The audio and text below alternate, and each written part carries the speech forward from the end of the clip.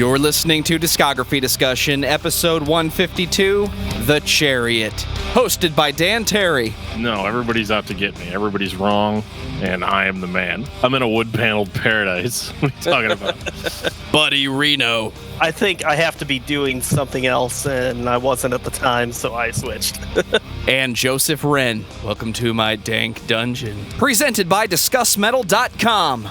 And if your closet holds no bones because the devil is in Atlanta, then you are ready for this episode of Discography Discussion. I am Joe, that is Dan, that is Buddy, the Doomhammer in house, ladies and gentlemen, because the Chariot cannot be ignored. This is not my first rodeo. Rodeo? Where are you from? Yeah, I've never heard anybody say rodeo except for on the Chariot. Rodeo. And I'm kind of like Rodeo Drive, or are we like, what are we doing here? I'm having a little bit of trouble understanding.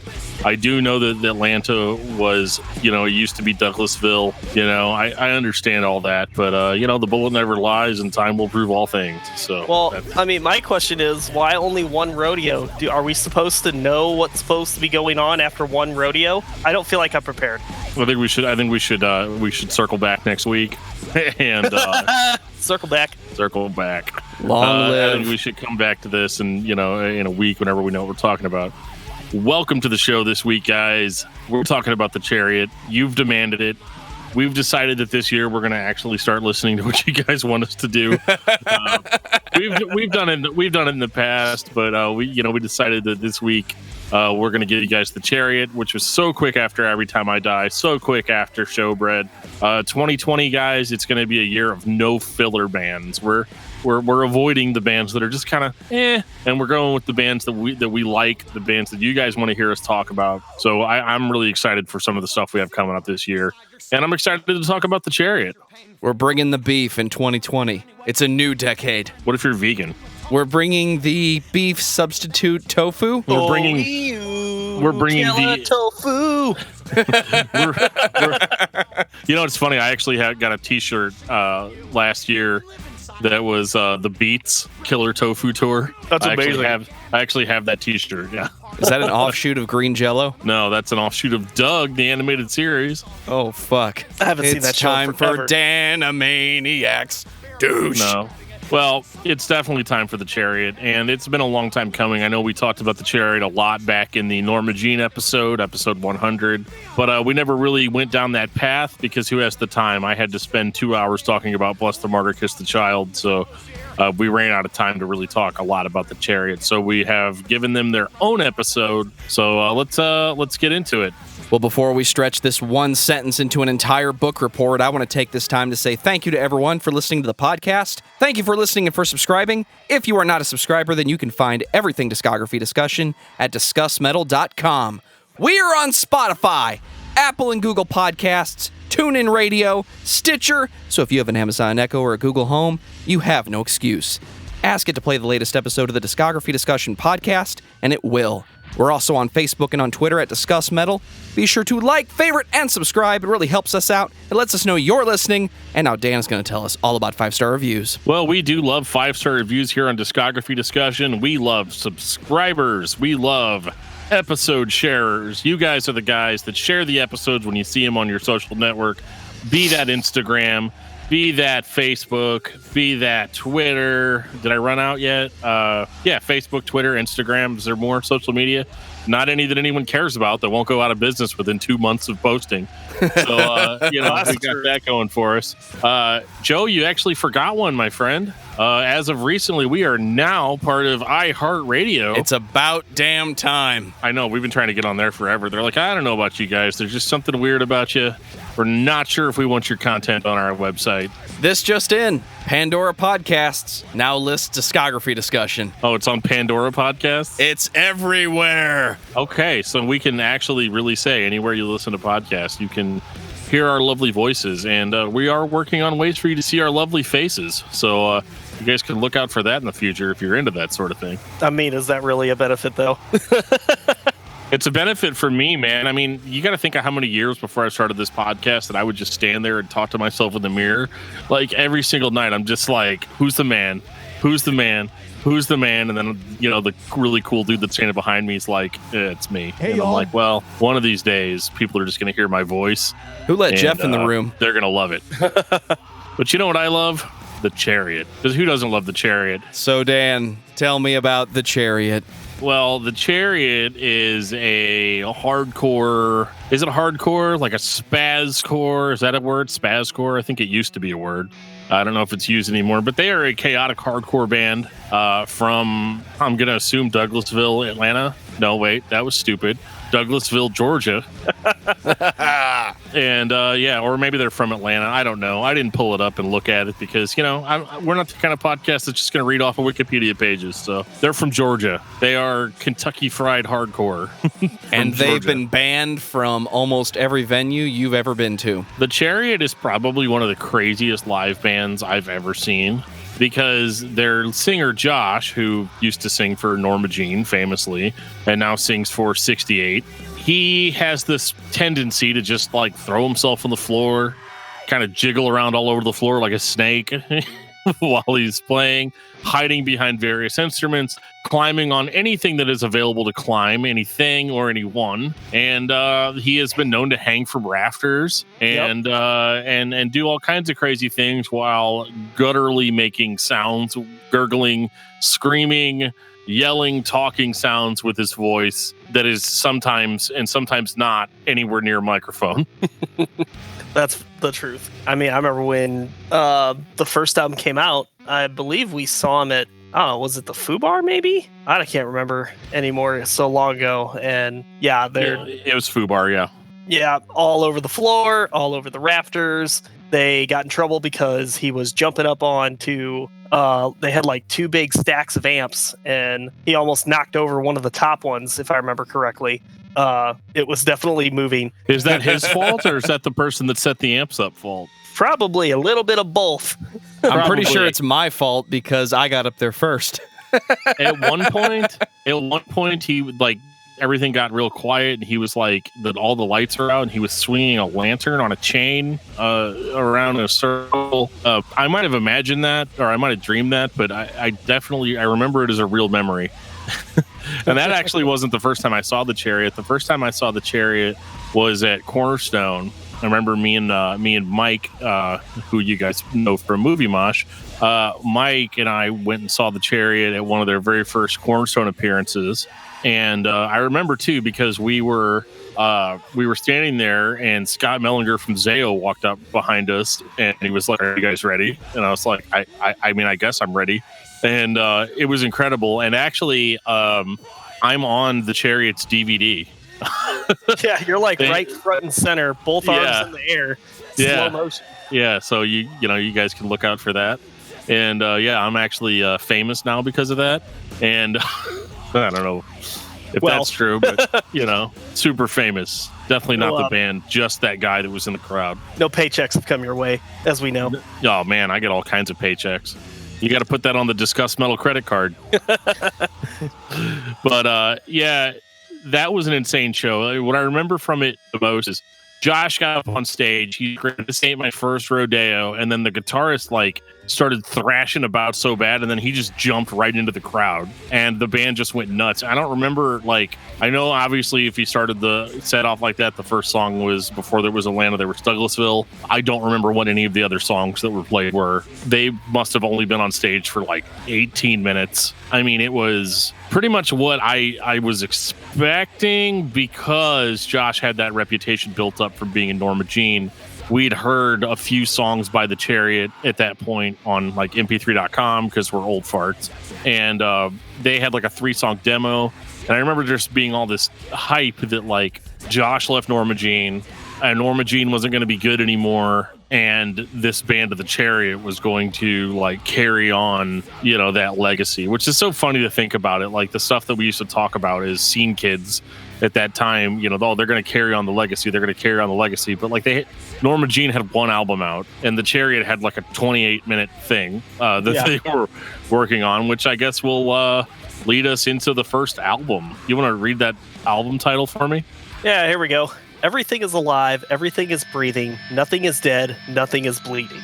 2004. And that by far is not the shortest titled thing on the album. Give it a couple years, it could be the entire track listing. It could be. I mean, this is the weird thing about the Chariot, amongst many things. It's all subversion. So Josh is the kind of guy that he's going to be anti-everything. So on this album, he's anti-good production in the sense of we're gonna plug everything in, we're gonna level it as good as we can, and we're just gonna play all the songs. There's a note inside of the booklet that says, hey, just wanted to apologize if there's any mistakes or anything weird. We did as good as we could. All the music that you're hearing is played by human beings in real time. And it definitely sounds like it. Yeah, they recorded it totally live, just, you know, mics into the amps, and, you know, they didn't master it or anything, you know, which gives it that, you know, sound that it has. But unfortunately, I mean, for me, you know, listening to it with modern ears, I feel like I have to turn it up a lot more just to get any kind of punch out of it. You know, which, I mean, that's the way that goes sometimes. It's the presented sequel to Bless the Martyr, Kiss the Child. The concept of the band is rehearsed as best as they can be, then we just mic everybody up and play the record. Yeah. You know, the fact that it was recorded live, though, does present some really interesting effects that the album has that other albums don't, like just straight up feedback as part of the songs and notes was totally, you know, different than things I've heard before. And that I thought was just amazing to my 2004 ears. You know, I ate that up so much. Well, yeah, when this record came out, I thought it was incredible. Like, I thought it was the greatest thing that anybody had ever recorded in the history of man. I was like, this is the real stuff. You know, nobody is as raw as the Chariot. Nobody's as crazy as the Chariot. And, you know, Josh sounds completely inhuman. This album, he sounds the most like he did on Bless the Martyr, Kiss the Child. And I don't know if it was because he had, like, maybe a little bit of distortion on his voice, like he was like singing through an effects pedal or something like that.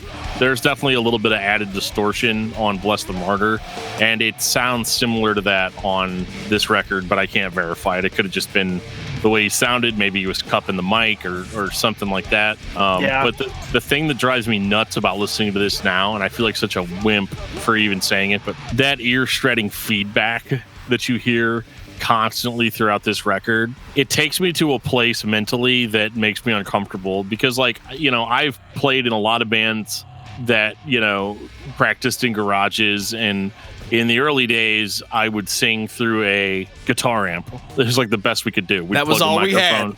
We'd plug a microphone into the amp, and every single time I would stand like directly in front of the amp or too close to it with the microphone, it would feed back and it would make that sound. So every single time I hear it on the album, I hear Joe being like, Dan, you're standing too close to the amp. You need to get away from it. It's like your own personal hell. It is, dude. It really is. And it's sad because the material on here is really cool. Like, the riffs are good. Josh's one-liners, I mean, the dude is just a one-liner machine when it comes to just repetitive stuff to scream over the breakdown. Like, the dude's got, I mean, the devil is in Atlanta, army surrounded. The devil is in Atlanta, army surrounded. I don't know what any of it means, but it sounds awesome. And, you know, my closet holds no bones, over and over and over again. And I know Josh is a deep guy, and all these lyrics have like really deep meanings behind them, but they're so weirdly obtuse in places. You know, just like this ain't my first rodeo, or rodeo as he says it.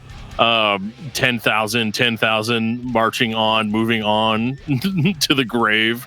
I sing a new song. Like, again, it's got to all be very personal to him, but it's just very strange. Like, it's gobbledygook in a lot of places for me. But I know that, like, I'm probably the problem with that. Like, if I dug into it, you can find some pretty profound stuff in some of Josh's one-liners, even on this album. I mean, all the albums are pretty short, you know, clocking in at like a half hour each. So maybe all them lyrics give you something else to do.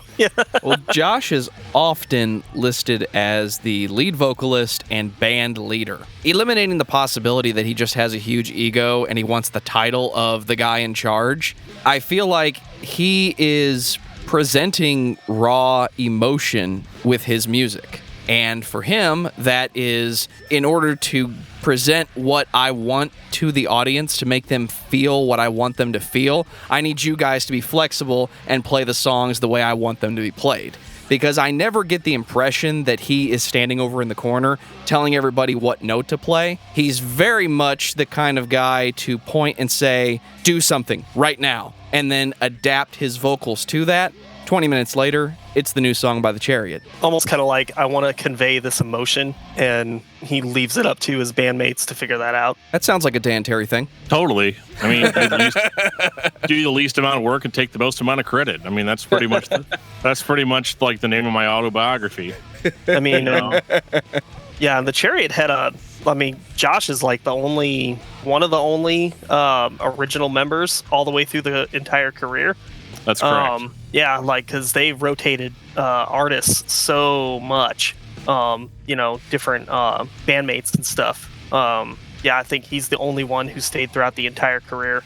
Well, and what's interesting, too, is the amount of hype that went into the Chariot before they even had an album out. Because, again, it was, the hype of the Chariot can largely be placed in the hands of Bless the Martyr, Kiss the Child. I mean, from Norma Jean. I mean, that album was so huge for people at that time. And then the idea of like, hey, the guy left, but he's in this other band that's kind of doing the same thing. There were dudes from Norma Jean, even whenever Josh would show them tracks from the Chariot, be like, oh, it just sounds like new stuff from us, And, but if you really peel back the layers, you will find that, especially on this album, Norma Jean had much more musical complexity to its composition. Like the first time you hear Bless the Martyr, Kiss the Child, you're like, this is just random noise. But like when I listen to it now, I hear all of the different types of all the riff changes, all the composition, how it's every song on that album is kind of a work of art. Whereas this album is kind of like, it gives you that same feeling,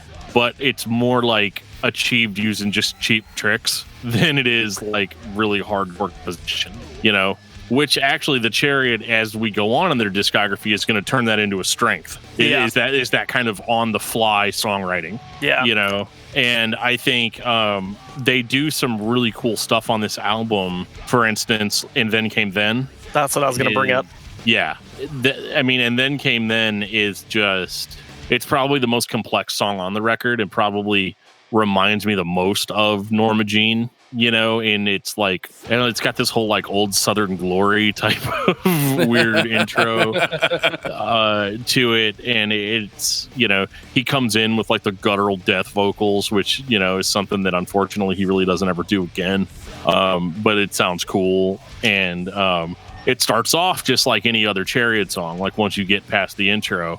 And then before you know it, everything just kind of like, it starts slowing down. The guitars start feeding back. Everything just kind of rings out until it disappears. And the effect is like, for lack of a better word, like pretty breathtaking. Like it feels epic. Like it feels like in season 1 of The Walking Dead when Rick Grimes is literally in the middle of Atlanta. And like there's like all these zombies like surrounding him, and he's like inside of a tank surrounded by zombies. Like that, like this evoked that before that was even a thing, And now I can't separate that visual image from the audio that I'm hearing. And it has this melodic ending to it where they bring the intro music back over the band playing. Like it's the most melodic moment on the album, but it's so epic and so rich. Yeah, that it's like I'd listen to this album just to hear that song. I mean, pretty much that's what I do. I listen to track 1, track 4, and track 5, and then I'm pretty much done at that point. Move on to the fiance. Yeah, It's not that anything else is bad. It's just that those are like the ones that stand out the most for me. Because like it's all about when And Then Came Then comes on, and that track is just absolutely amazing. And thankfully, like that becomes a trend in the rest of their albums. They always have that one epic song, an epic track that is like that song, and I'm always so happy to hear it when it comes on. Yeah, totally. And it's interesting to hear that type of melody come out of this band, and it does kind of like if you listen to this album without this track on it, you're not gonna go back in and look for a deeper meaning behind any of the music. You're just gonna be like, well, that was a super crazy, balls out, insane record. Yeah, but you're gonna move on. This shows that the band is not, like they like to play chaotic, crazy spazcore or whatever, and then shows, sure, yeah, the rest of our stuff is all feedback laden and all this stuff, but we know how to write a song when we want to, write a quote unquote song, and so I think it's like their song to point at and be like, we know what we're doing, we just choose to do this. Yeah, and I think the only other one that I really kind of get a similar vibe to is The Bullet Never Lies and Time Will Prove All Things, an allegory of unfaithful Jerusalem. That song kind of has a little bit more of an epic feel right from the beginning, but it quickly turns just into a Chariot song after that.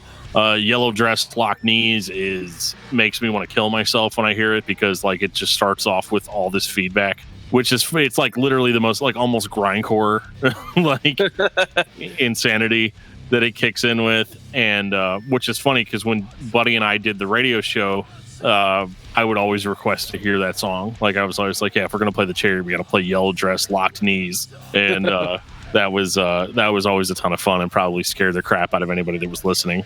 Yeah. And you'd never play the Skizix Dilemma. I think we did once. We actually had a night, this is off topic, but we actually had a night where Buddy and I were just like so burned out on doing the show, we like didn't care at all. So we played like we played like a 17-minute Paramecium song. And then we played, it's like, how do we fill this 2 hours as quickly as possible so we can go home and get Jack in the Box on the way home. Get Jack in the Box, yeah. And then I think that was the night we watched Zombie. Yeah. But I think the Skizix Dilemma was in there. But anyway, we would play this song, and we played that super long Norma Jean song off of Bless the Martyr. Played like a bunch of 10-minute songs. And I actually remember too, because the guy that was like in charge of us or whatever, like said that like the station manager wanted to talk to him about the midnight show. And it was like right after we did that, but he never did end up talking to us about it. But like, we quit shortly after because it was way too late on a Saturday night. It was just getting to be too much. But back on the Chariot, this was this was gospel to people that loved Norma Jean at that time and wanted to hear more of Josh. I mean, you definitely get that. But I have to say, here in 2020, listening to it, I'm like, yeah, this could have been a lot better. Like this is, while it may aesthetically seem similar to Bless the Martyr, Kiss the Child by Norma Jean, it is a cosmetic similarity. It's not really as good.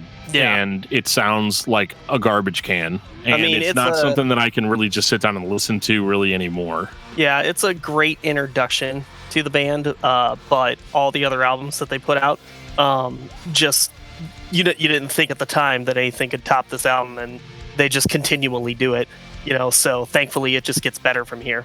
There's only one complaint really that I have about this album, and that has nothing to do with the band itself, but modern technology, because I can never see, without going on the internet, the full title of track 2.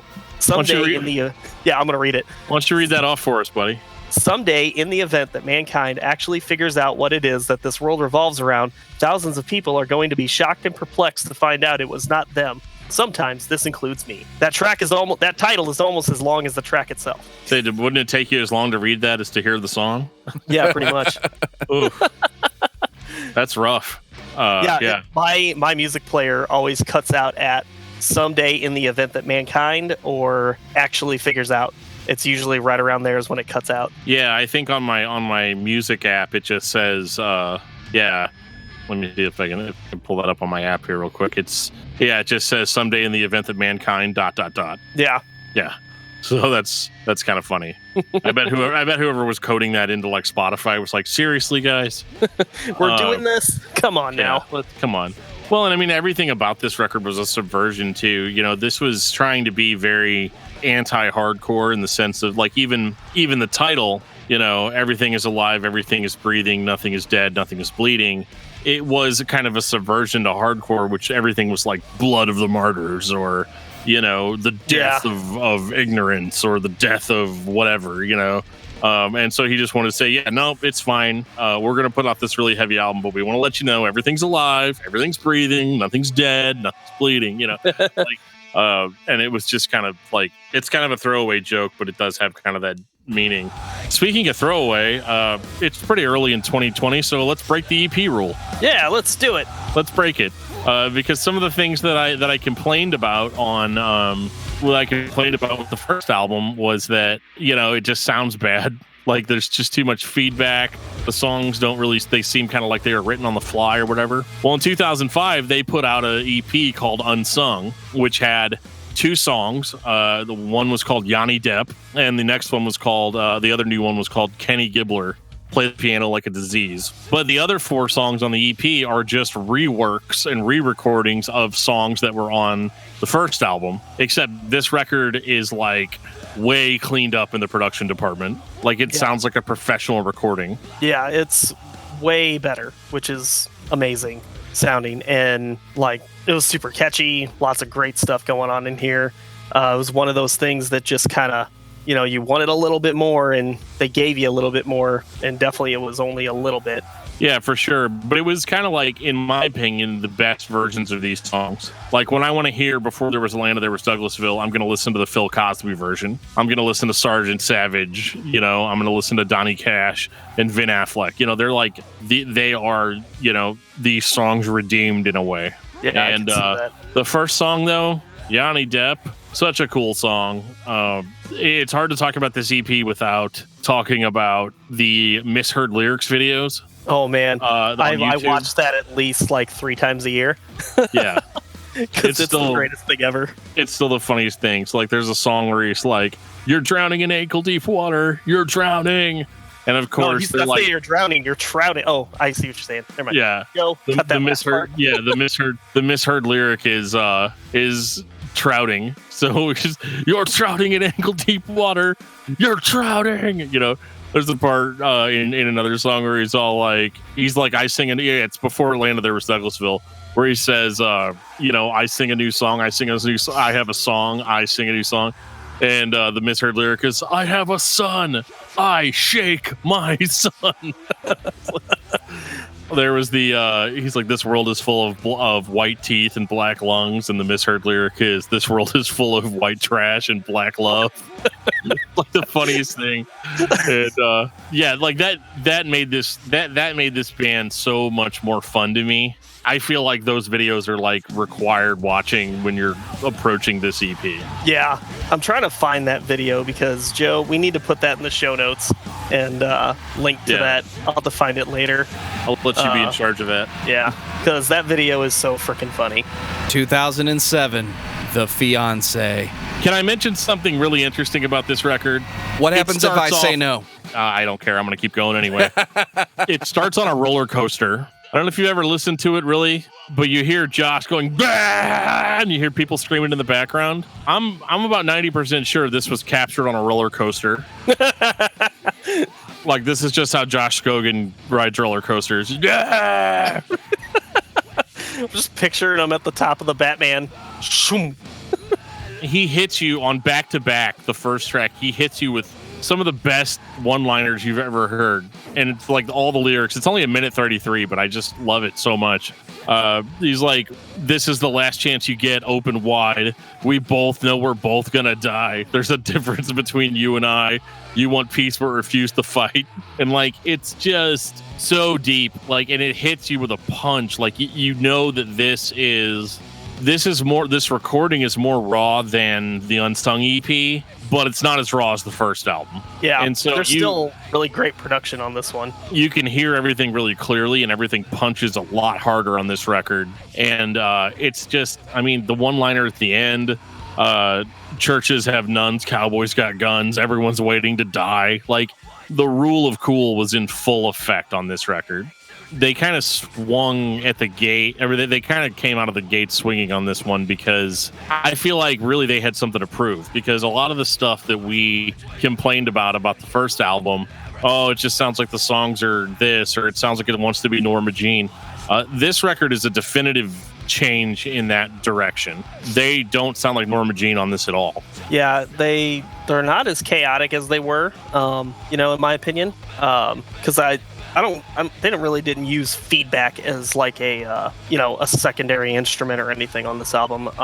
But just really, really tight song structure, songwriting, and it was super heavy.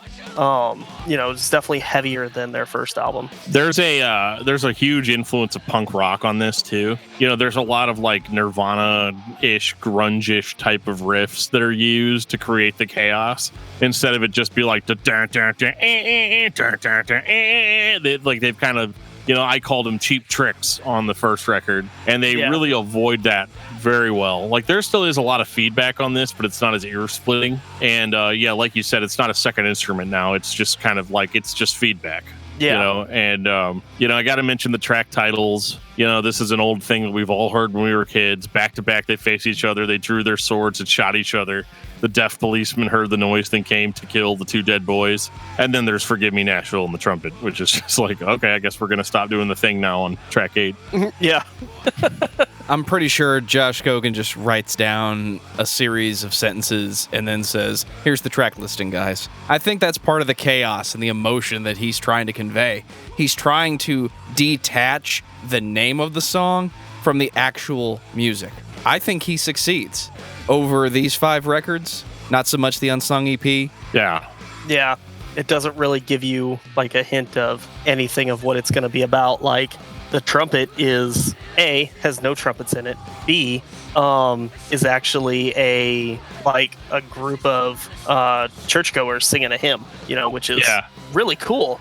Just an interesting way to end the album. But the track title has absolutely nothing to do with what they're talking, what's going on in the song.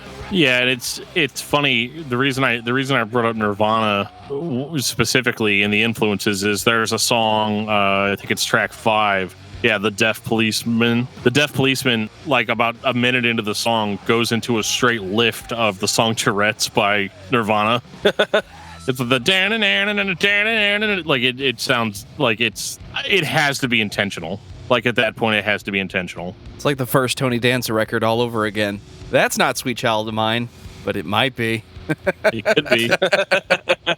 You'll never know. And then, in keeping with their new theme of epic tracks, Then Came to Kill is track 7. That's their epic track, which this one has Hayley Williams of Paramore, who was just getting big right around that time too. Or maybe it was before then. I don't know. I don't remember. But this is also the song that appeared on the Unsung EP as Kenny Gibbler played the piano like a disease. Yes. What's interesting about this song too is this is one of those situations where there's 2 versions of the song, and I like both versions for different reasons. The first one I like is because, it's the epic track on the EP. They still, even on the EP, gave us the epic track. What I think is very interesting is that they keep it pretty much straight with the melody and him screaming over it. It sounds more like And Then Came Then on Unsung. On this one, whenever they bring Hayley from Paramore in, it changes that melody at the end in a big way, and actually the song comes across even more emotional than it did originally. Yeah. And of course, even during the pretty epic melodic stuff, there's still really awesome one-liners like, just because you kiss, that don't mean that you're in love, or just because you kiss a lot, that don't mean you're in love, and just because you've begun doesn't mean that you've won. I love the stuff that he says. There's another song where he's like, how can I smile while the vampires sing? I must confess I live my life up in a tree. Oh, come on, man. Josh, really? One of my favorite moments on the record is on Forgive Me Nashville, how he just starts off with the word basically, and it sounds as good as you can start a song with basically. He's like, basically everything's going wrong. I don't know why, but it's awesome. Josh's vocals are notably different on this record as well. So he's still screaming hard, but he doesn't sound like he did on Everything's Alive, Everything's Breathing. He's like, they've lost that Norma Jean sound in every sense of the word. Where now, whenever you hear Josh Scoghan's vocals, you're not comparing it to Norma Jean or even the first Chariot album. You're hearing more of his actual speaking voice in the way that he screams. I feel like as a vocalist myself, that you have your harsh voice that you figure out how to do when you're younger, but it's not until years later that you really kind of start coming into what you actually sound like. Yeah. And you have your own particular phrasing and the way you do things. And this record was the first one where it's like Josh Scoghan, the record, like he actually has his own unique voice and his own unique way of approaching everything. And that's going to carry them through to the end of their career as the Chariot anyway. And I just thought that's an interesting turning point. This record is a turning point in what we expect out of the Chariot. Because before this, we just expected it to sound like Norma Jean. Yeah, this is definitely like when he gets his own sound separate from Norma Jean. He's kind of come up with his own way of doing it, and it's very fun to listen to because his vocals don't sound like anybody else's. They're very unique, in my opinion. Because when you hear the Chariot, you know you're hearing the Chariot. Absolutely. 2009, Wars and Rumors of Wars. Yeah, I think I heard a guy that knows a guy that knows a guy that said that there might be a war somewhere. I don't know. Is there a rumor of a war or an actual war? I don't know. Possibly both, I think. I don't know. He might have made that up. What? No. That's ridiculous. Oh, man. So now there's something here that I have to know. What's up with the mouth fart that happens on track 2 at about a minute 4? Well, buddy, they were making the record, and they said to themselves, Buddy's going to be listening to this eventually. We need to put something in just for him. He just starts to say something and just goes all Daffy Duck on it. He's got a glass jar response. I mean, it's one of those things where you're just kind of listening, and then all of a sudden it just takes you right out of it. You go, yep, I heard that. It is kind of weird. Hang on, sorry. Okay, never mind. Sorry, there was a word puzzle with this band. It says that the song titles contain a hidden message. If you take the first and last letter of each song title and lay them out, it spells the end is nigh and so am I. Yeah. That's kind of why I paused there for a second, because I was typing them all out. Oh, you're trying to find it? Yeah, I was like, there's a message here somewhere. I probably should have done this before we did the episode, but it just kind of snuck up on me. This record, it very much continues on in the same vein as The Fiancé. It's the very first time where the Chariot has kind of put out 2 records that, this is our new sound, and we're gonna champion it. We're gonna try to make it better. And what's interesting about this one is they do the punk rock fast, the faster paced songs, but the breakdowns on this record are absolutely savage in places. Yeah, this album was super heavy, and I remember thinking to myself that I love all the riffing that's going on this album. It's absolutely awesome to listen to. Yeah, dude, the breakdown in Teach is one of the craziest that I've heard out of this band, and one of the most just brutal. And it's not brutal because we're approaching a point now where heavy music has advanced to the point where the Chariot's not exactly the heaviest thing around anymore. But because you got bands like Tony Danza where as far as brutality goes and craziness, you could almost make the argument that it wipes the floor with stuff like this. But they more than make up for it with the level of energy. This is just straight balls to the wall stuff. 100%. And they don't actually slow it down until we're more than halfway through the album. Yeah, and I think they keep their sound, particularly on this not quite as fast, kind of thing. We talk about how the song structures aren't quite as crazy as they could be, like Tony Danza is. But I think that's because that's also in service of the live show. Because they want to be able to play these songs like crazy and not stand there like a bump on a log, because they have to figure out how to pull off these crazy complicated riffs. Well, they didn't have Josh Travis. That was the problem. Yeah, that's true. But what I think is interesting too is that if we want to make the Tony Danza comparison too, is that Tony Danza was still more firmly rooted in brutal metal, whereas the Chariot is kind of more based in hardcore and punk. and so it's going to have a different type of intensity. Yeah. And I mean, you're basically just brutalized for 6 tracks in a row on Wars and Rumors of War, and then you get to track 7, which is Abandon, which is going to be what Buddy would consider to be the epic track on the album. Yeah. Which starts off with like, I mean, I don't really have any other way of explaining it other than it's like cowboy music. Which is great. What the hell are you looking at over there? Well, and it kind of follows the fake out rule of like, don't let anybody know if it's an interlude track until you absolutely have to, because it's like a minute and a half in a 3-minute song before Josh even starts singing, and it slowly builds in intensity all the way to the end. I say slowly for a 3-minute song. And then you're back in brutalization territory by the time you get to the end of it. But it is a super epic track, and it's probably my favorite track on the album. Yeah, I love all of their epic tracks that they have, which, my favorite is going to be on the very last album, but, we'll get to that, really soon here. But I have to complain a little bit about the way this album was packaged. I'm an old person, or I'm getting to be an old person. I don't like it whenever I don't get a full CD, like jewel case, front and back.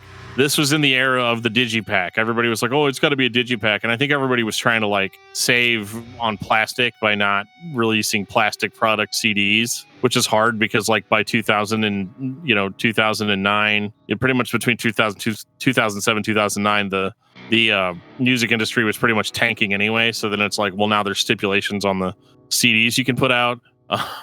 Yeah. But what I thought was interesting about this one, or not really interesting, but kind of frustrating, is that basically this album is almost like a fold out paper type of thing. I mean, it's cool. Like my copy's hand numbered and signed by Josh, which is cool. But like, I don't know. I wanted just to have a CD with a spine, and it's not as bad as what Coheed and Cambria did later on, where their album just came in like a slip sleeve. But that really pissed me off. The answer to your complaint is manufacturing costs and inventory space. It's a hell of a lot more cost effective when your CDs are this wide versus this wide. And for those that cannot see what I'm doing, because it is an audio podcast, the jewel case versus the slip sleeve or the fold out sleeve. Those millimeters add up if you're the big record company trying to stay afloat in 2009 when the internet had thoroughly taken over and digital music was finally starting to get figured out. I got it, Dan. Just think about them as like little vinyls. They're like mini vinyls. How about that? Buddy, that is an amazing observation. So can we build like Barbie's Laserdisc collection with tiny CDs? Like the little half-size disc from the fucking 90s with the Doom demo or Quake demo, whatever the hell it was. It's only amused. this big. I am not amused. But Dan, it's a little vinyl. You like vinyl, right? So it makes sense. Yeah, I mean, it's not made out of vinyl. They're both plastic, technically. Technically. Yeah, I don't know. I like my CDs to sit on the shelf and be noticeable and not have like little tiny things stuck in between them, but whatever. It's a banger of an album, and really they continued their legacy really well with that one. I do think that this record is kind of middle of the road with them in that like they did exactly what I expected and nothing more. Yeah. But that's fine. Like it's fine. Because I'm racking my brain like thinking about this one, and like it's like a you enjoy it, but there's nothing really to like stand out and talk about with it because it's not the new thing and it's not a new version of the sound. It's more of the Chariot, which is fantastic, but it's a sure thing. Are we ready for Long Live? Oh yeah, dude, this record is killer. 2010. Record. Does anybody else feel like the Chariot just goes into the studio, sets a time limit, and pulls out a record? The time limit is 30 minutes. Exactly. Yeah. Just to prove that we're every album serious, is you have 30 28 minutes. This is one of the most fun discographies to go through, not just because the music's cool, but also because it's not like you can knock out their whole discography in like 2.5, 3 hours.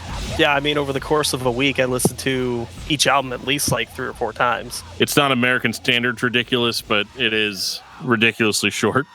So what sets this one apart from The Fiancé or Everything is Alive, Everything is Breathing? That's hard to put a finger on because it doesn't sound like those records, like in the sense that they're different songs, obviously, but like I don't know. This is hard to put a finger on because it definitely sounds different. I just think that the songwriting is a little bit better than what we had on Wars and Rumors of Wars. I don't know if it's better than The Fiance, but they're doing like different stuff. They're finding ways to be chaotic that we're not really expecting. And they actually go in the epic direction 2 times on this CD instead of just once. And, well, no, almost 3 times, actually. This is actually probably their most melodic record, in my opinion. Which may be why it did so well. Because, I mean, you know, this one was a big hit with everybody I knew. And I thought the internet loved it, you know, back when it came out. This is my favorite Chariot album, like out of everything that they've done.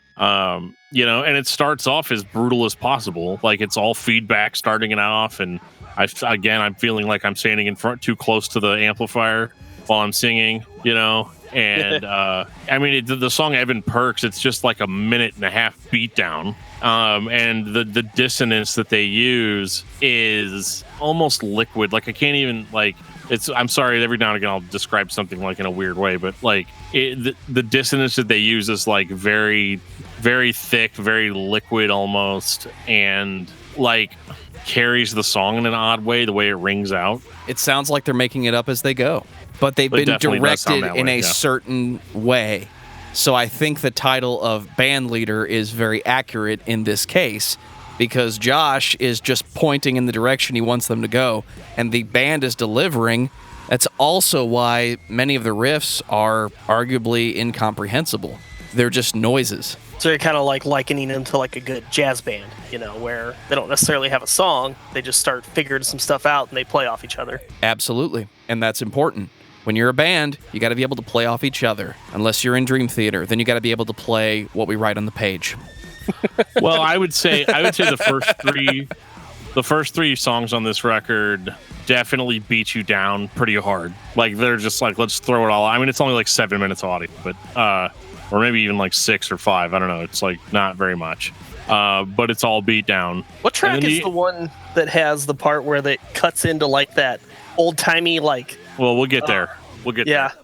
So track 4, The City, is where they first start going epic, where it starts off pretty much like a beatdown, like you'd expect from what you'd had. And then they start doing a build about 2 minutes into the track, and it seems like it's building in crazy intensity. And then suddenly it goes like positive, like melodic on you. And Josh is just singing as the riffs sing out. And he, of course, has awesome one-liners like, I saved my money, but he can't save me. and all this stuff. Well, 1 if by land, 2 if by sea, yada, yada, yada, yada. And then it actually ends up, and he screams out, this is a revelation, and it ends in like a gang vocal, which is just like totally unexpected. I'd never heard anything like that on a Chariot record. This was kind of the first time where instead of them sounding like a band playing in a garage somewhere, they actually sounded like they were playing an event, like a live show. Like it has that epic feel to it. Like everybody is rushing the stage and well, because he's like, this is only a revolt, and then you have backup screams that are going at the same time, and it sounds amazing. It sounds really cool. It sounds like people are rushing the stage and grabbing the mic while Josh is singing, and it adds a lot, man. I don't think this is the only one. I definitely don't think it's the first time. The Fiancé and Everything Is Alive, Everything Is Breathing were very intentionally made to sound like a live band. This one may have the dynamics, or it may have just been engineered better to describe and present what the band sounds like and give you that feeling. But they all have a running theme of it's a live band. This is what it sounds like when a live band gets on stage or gets in the studio and makes a record. Well, to speak to what you're talking about, buddy, which is track 7, David De La Hoz. David De La Hoz. Favorite Chariot song of all time.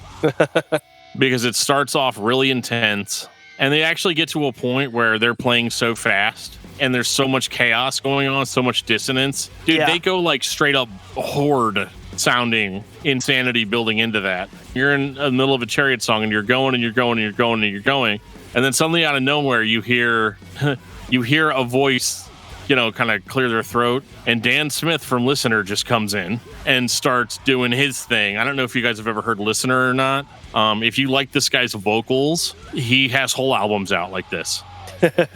And they're like spoken word to music. It's not obviously this heavy, but this was, in my opinion, the Chariot's Memphis Will Be Laid to Waste.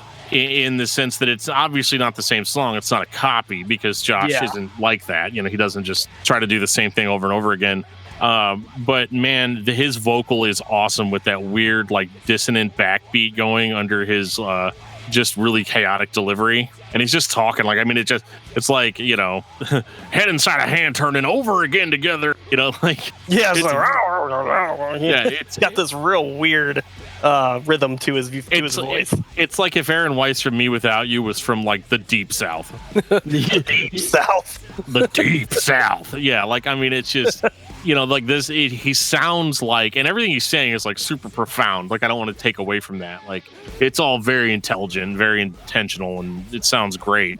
But what's funny about it is just that, I talk to dudes like this in gas stations, like out in southern Missouri, who like, they're like, that's just legit how they talk, and you're like, oh yeah, you want me to fill her all up with some gasoline? I got some really great power tools, I got this here DeWalt drill, and like it's yellow, but you ought to see the one I got at home. It's a Milwaukee, and you see that tool's red, and it's super cool and heavy and awesome and everything. I meet dudes like this all the time, like in my line of work. And so it's really fun hearing it like incorporated into a Chariot song like this. But while still being very like subverting expectations, being very intentional, being very smart, and being very clever. They did such a good job on this song, and that's why it's my favorite Chariot song. It's also one of the best videos you'll ever see by a hardcore band.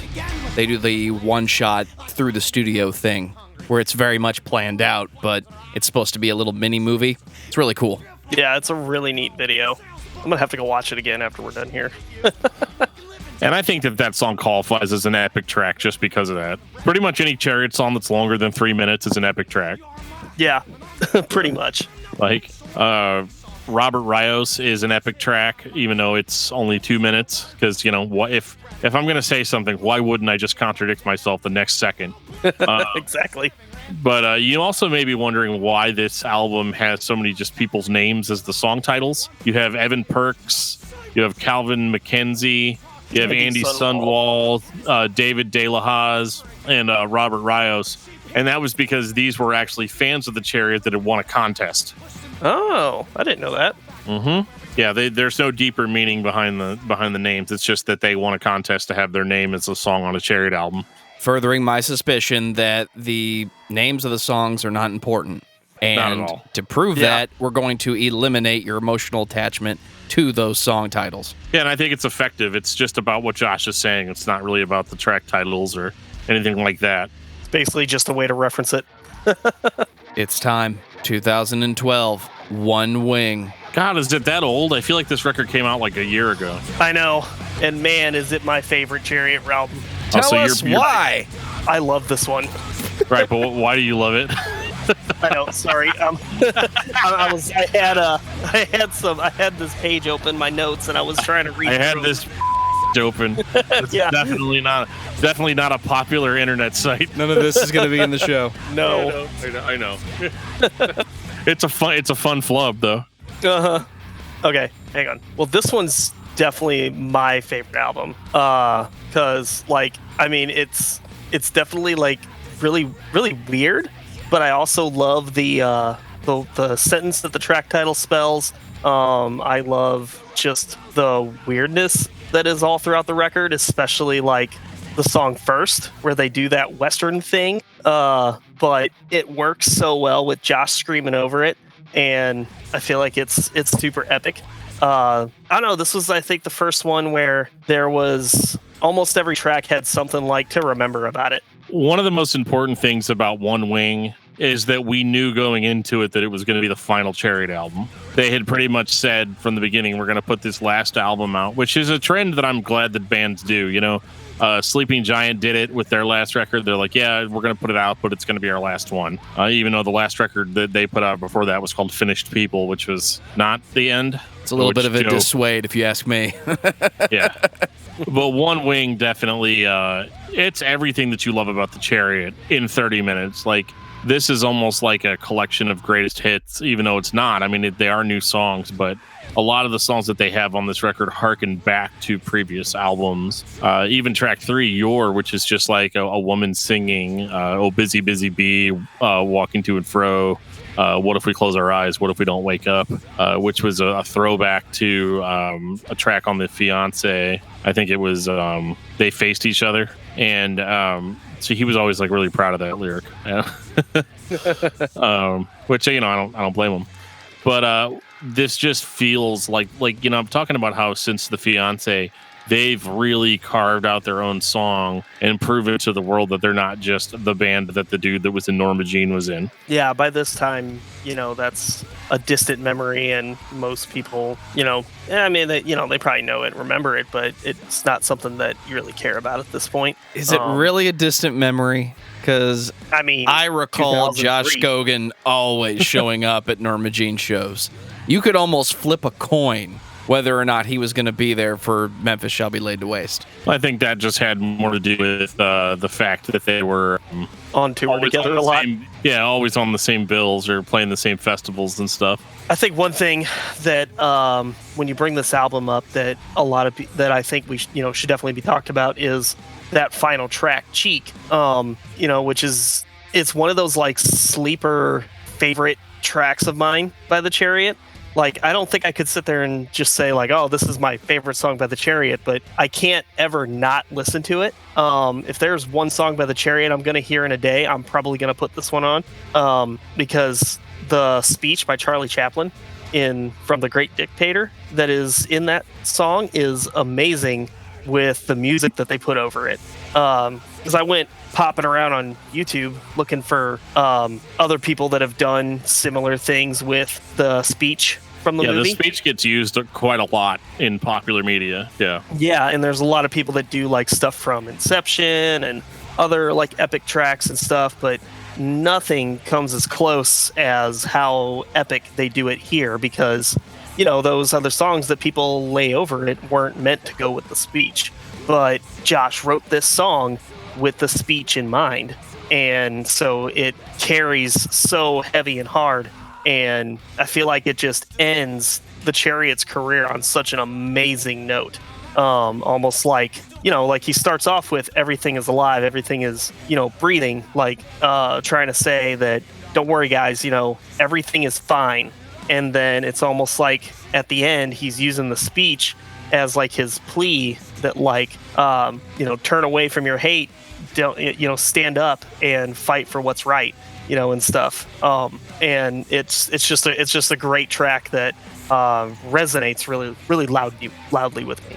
It's one of the few times you can really say that I know what he's trying to tell me. Most of the time when you're listening to the Chariot, you feel a certain way when you're listening to it, but the lyrics may be incomprehensible as far as what the message actually is, although they may be cool lyrics to listen to and repeat.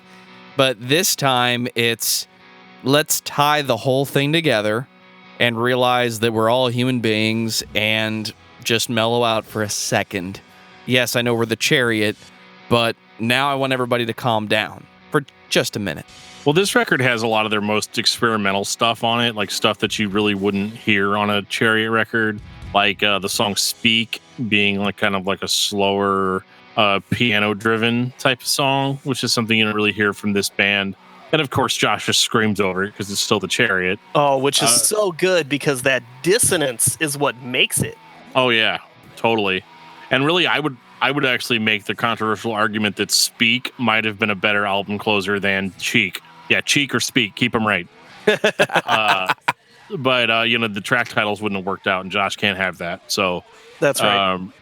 But yeah, I thought Speak was really cool. Would have been a really cool ending, but almost a little bit cheesier. what they did on Cheek at the end, especially, I mean, you have the song, it builds up, it's slower in pace, which is something you'd be expecting at this point. But I love the way after the speech is over that Josh comes in, he screams, there's tons of feedback that just rings out, they play heavy riffs, and they end it right. Yeah. And I mean, because it just, when it ends, there's no note ring out or anything. It just cut, they just hit that final note and they're done. Well, the feedback rings out a little bit at the end, but yeah, I understand what you mean. It just maybe I don't know. I remember it just cutting. You gotta stop listening to 96K crappy MP3s, buddy. Hey, I'm listening to high quality stuff, but high quality. My ears aren't what they were. High quality. My phone fills up as soon as I save it to local. Yeah. It's like 2 songs, but they're like lossless WAV files because, well, this band just plays, dissonant screeching noises. While you're listening in 320, I'm listening in 640. Oh, man. Oh, my goodness. It's like they're right in my head. Do MP3s even go that high? No. I'm just like, what's highest? Double it. And then I'm going to say that. There's definitely more melody on this in the form of interlude tracks, and they just threw a lot of cool stuff in there. Like, it was just like, guys, this is it. Any idea that anybody has, let's hear it now. Let's get it out there. Let's make the best possible record that we can, because we're not going to come back and do this again. One Wing is just an incredible ending of their career, not only because they were a great band up to this point, but just because this record adds the deeper meaning, I feel, to the rest of the material. We've been talking ever since the first album about how there was a deeper meaning to all of it, that there's something more to it than just the riffs and the screams and the feedback. And this record is the first one that takes that idea and runs with it. And they're like, yeah, this all has a point. This is all coming to a head. It's like finishing a great TV series on Netflix, a show that didn't get canceled, but a show that had a definitive beginning, middle, and end. Yeah. And so you finished listening to the Chariot's discography feeling complete. They had a complete thought. They didn't just break up. They didn't just decide, we're not making enough money doing this, we're done. Yeah, it didn't feel like that they just decided we're done. It felt like they did what they wanted to do. They took it as far as they wanted to go, and they crafted an end to the whole thing. And they ended before they sucked. You've got 5, 6 if you count the EP, solid albums to listen to that are all just bangers all the way through. Yeah, they never screwed up. I mean, the legacy is there. I've been talking a lot about Furnace Fest and all that, and how Furnace Fest is getting all these bands together, to do these to do this final show or do a reunion show or something like that. And I know they've been bugging Josh to do something. Well, first they asked him if he would do like a Bless the Martyr, Kiss the Child set, and he was like, no, I don't want to do that. And they're like, okay, but everybody really, really wants the Chariot. And actually, some dudes on a Facebook shit posting group made a fake Furnace Fest announcement for the Chariot. Oh, jeez. And Josh ended up getting really pissed off because he took to social media and was like, no, this isn't happening. This is fake. Anybody that's saying that it's happening is wrong. It's not happening. And he basically just said, I'm doing 68 now, and I don't like going back to the past. I just want to move forward. Yeah.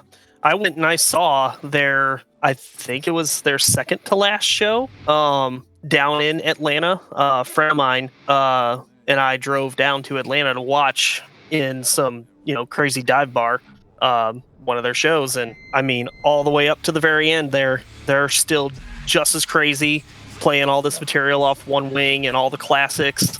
Like, you heard everything you wanted to hear at, the last show. And the venue, pretty much because, it's their hometown and their last show, they let them do whatever they wanted. So, of course, Josh is swinging from the rafters, doing whatever. But, yeah, I mean, I could see why Josh is also, looking to do something different, because you go and see the Chariot and, this is what you expect. And now you go see 68 and it's something totally different. Yeah, it is. And so, I mean, I believe it, that he's just moving on to a different chapter in his life. But, I also don't want to hear a bunch of, if he'd kept going with the Chariot, I don't want to hear 5 or 6 bad Chariot albums that he recorded because he had to. Yeah. Or whatever, Yeah, I'm very glad it ended when it did. I'd rather go out on the high note than, have to deal with a couple of stinkers and then maybe one more good one or something. Like, when is In Flames going to quit? Hopefully tomorrow. Yeah. Final thoughts on the Chariot, buddy. Listen to all of it. You're not going to miss out on anything bad. Like, it's all great stuff. If I had to pick one album to listen to, if you wanted it for certain tracks, I would say One Wing. If you wanted a whole, solid, amazing album, toss a coin between Long Live and The Fiancé. Dan, what about you? I think if you like chaotic music, I think the Chariot is a must-listen band. They kind of wrote the book on how to be chaotic without using a whole bunch of cheap tricks. I mean, they did it once, but we'll let it go. And they are just a band that was essentially a legend for a really long time. And, now that they're gone, they're kind of reaching like cult status with some people that are just like, yep, it never got any better than the Chariot. And in a lot of ways, they're right. And I think that if you're not into like really noisy music, I would avoid it. But I think for those of us that grew up on solid state bands, the Chariot was and still is a band that people are going to be talking about for years. I'm going to take that and expand on it.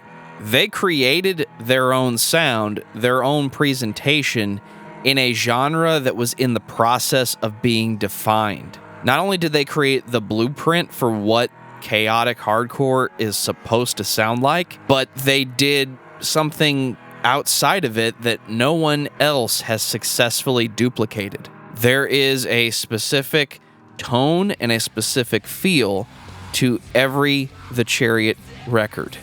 Even Norma Jean changed the way that the record sounded over time. Most bands that are in any way, shape, or form underground change what you're going to get over time. The Chariot gives you pieces of that, but what you end up with and what you start with are in the same room together. So if you like hardcore, you should be listening to The Chariot. Buddy, what's your album of the week? Oh, shoot. Hang on. Okay. So my album of the week is The Burning Cold by Omnium Gatherum. Really great opening track with Gods Go First. Super good stuff. Dan, what about you?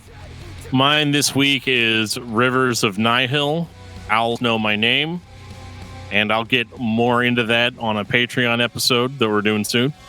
And when you're not listening to that, it's Circle Back. It's always Circle Back. Every morning. For me, it's Vanishing Lessons by Tourniquet. Who doesn't like thrash metal? Is that record thrash metal? Depends on what decade you're talking about. Sometimes it is.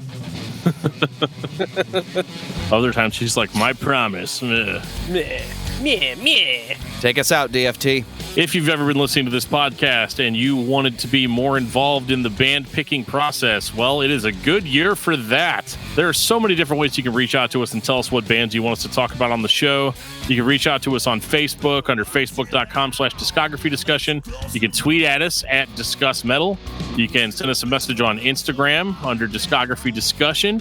You can send us an email at danandjoeshow@gmail.com. We have a Discord server that you can join. If you click on the link in the show notes, it will take you to our Discord server where there are people talking all the time about all things discography discussion, and there's a really good community there.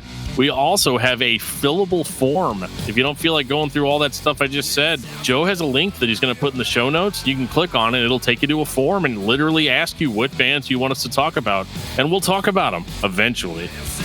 And on that note, this has been episode 152 of Discography Discussion. Thank you for listening.